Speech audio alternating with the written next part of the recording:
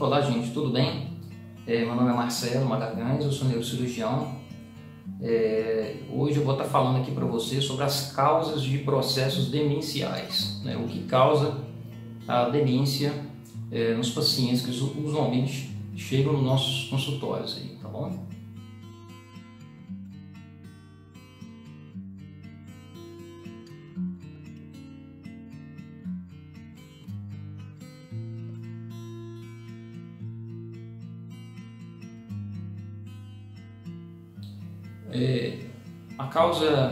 Existem algumas causas que são reversíveis, eu vou começar por elas.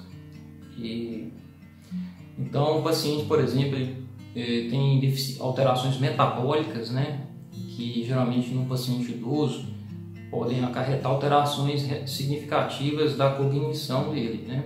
Por exemplo, o hipotireoidismo que não foi devidamente controlado, então ele pode levar o paciente a um quadro que lembra, né, um processo demencial, e é um quadro metabólico que é reversível. Você pode tratar e o paciente melhorar essa cognição.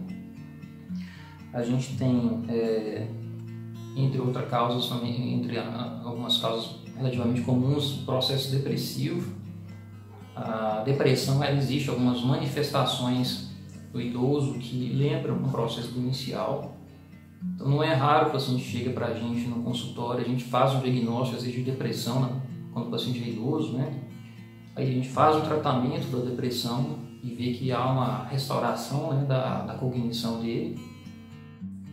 A gente tem deficiências de vitaminas, né? A gente tem, por exemplo, a vitamina B1 baixa, ou a B12 especialmente.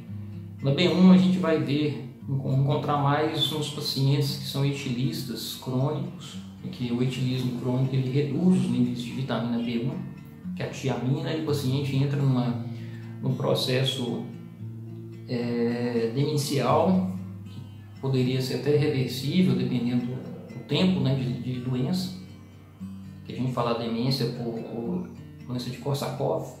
Korsakoff é o comprometimento, né, cognitivo, especialmente pelo alcoolismo, pela deficiência de vitamina B1. Existe a vitamina B12, muito baixa também, ela pode acarretar alterações cognitivas, que muitas vezes vêm com alterações de neuropatias de membro inferior, com dormências e tudo mais, né?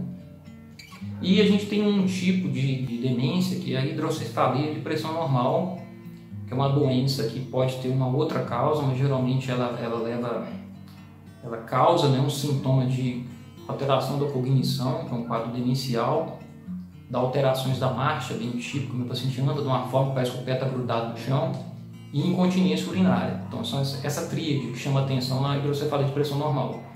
Ele tem a marcha alterada, a incontinência urinária e alterações cognitivas. Aí a gente vai ter que fazer, eu posso, né, num outro momento específico, estar comentando sobre a hidrocefalia de pressão normal, que é uma doença relativamente frequente no consultório da neurocirurgia. Existem outras demências, né, que são causadas geralmente são irreversíveis e progressivas. A gente tem no caso a demência de Alzheimer, que é uma doença que a gente não sabe ainda o pontapé inicial, o que começa, né, o que causa, né? Hoje tem se identificado muitos genes associados. Então a demência de Alzheimer é uma demência que ela é progressiva, mas na demência de Alzheimer a gente afasta todas essas outras causas de demência, e se você não identificou nada, como é a mais comum, né? Por exemplo, com 65 anos, em torno de 5% dos idosos vão ter, e com 80, um terço, e com 90, aproximadamente 40% da população vai ter a demência de Alzheimer, né? A gente tem a demência vascular, que ela decorre geralmente de um AVC. O paciente tem um acidente vascular encefálico, tanto hemorrágico quanto isquêmico, e a partir dali ele começa a ter alterações cognitivas que geralmente são mais ou menos estáveis. Existem demências outras que poderiam ser identificadas. A demência de Cox-Levy, que é uma demência que existe alterações que lembram a doença de Parkinson. O paciente tem alterações motoras, tem alterações de rigidez muscular, algum tipo de tremor. em que essa alteração cognitiva, compatível com demência, ela surge pelo menos 1 ano do início desses sintomas motores. Existe a demência frontotemporal, que é uma demência também da terceira idade, que uma característica dela são alterações comportamentais que são bastante exuberantes em conjunto com alterações cognitivas. Existem outras causas demenciais mais raras, essas são as principais que a gente deveria sempre investigar lá no consultório.